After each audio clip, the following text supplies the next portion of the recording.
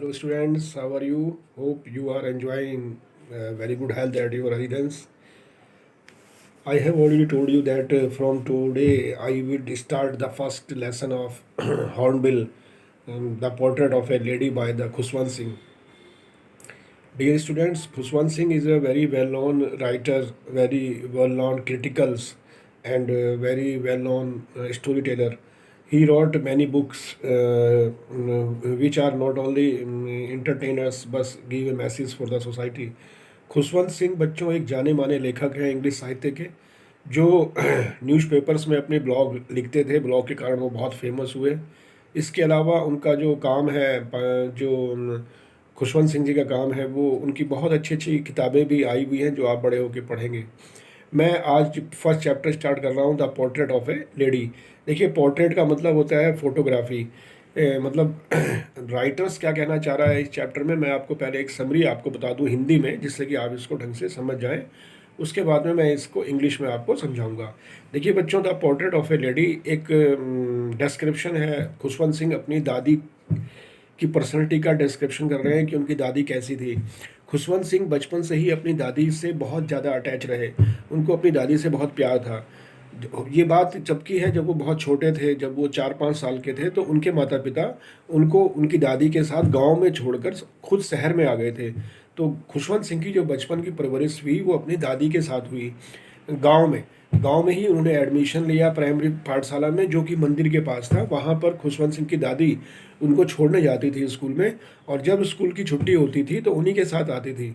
उनका बहुत अटैचमेंट रहा अपनी दादी के साथ। उन्होंने दादी से बहुत सारी कुछ सोशल वैल्यू सीखी।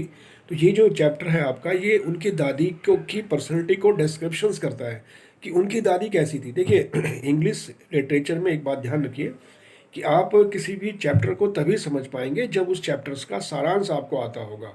तो सबसे पहले अगर कोई भी हम लेसन स्टार्ट करते हैं तो सबसे पहले उसकी एक पूरा आप कहानी आपको पता होनी चाहिए कि ये चैप्टर वास्तव में है क्या। किसी भी चैप्टर को शुरू करने से पहले सबसे पहले उस चैप्टर का नाम और उस चैप्टर के राइटर, ये दो चीज़ें आप जरूर याद कर लीजिए। देखिए, अब हमारा जो पहला चैप्टर है वो है the portrait of A lady by the Khushwant Singh. Khushwant Singh always attached with his grandmother so much, because from childhood to adulthood he was living along with his grandmother. When he was only 5 years old, his parents leave him along with his grandmother in a village, and he took admission in a village where his grandmother always go to with him to drop him in the primary school, where he learned the basic things of the language, basic things of the life. So attachment of the Khushwant Singh along with his grandmother was very much. So you should be try to be write down 20 lines about this lesson। 20 लाइनें बच्चों आज आप मुझे इस chapters की लिख के दिखाएंगे, पोर्ट्रेट ऑफ लेडी की 20 लाइनें इंग्लिश में, कि उनकी जो चाची उनकी जो दादी थी उनका करैक्टर कैसा था। देखिए, उनकी दादी जो थी वो एक तरह से बहुत ज़्यादा उनके लिए बहुत ज़्यादा यूनिक थी, क्योंकि he was attached along with him very much.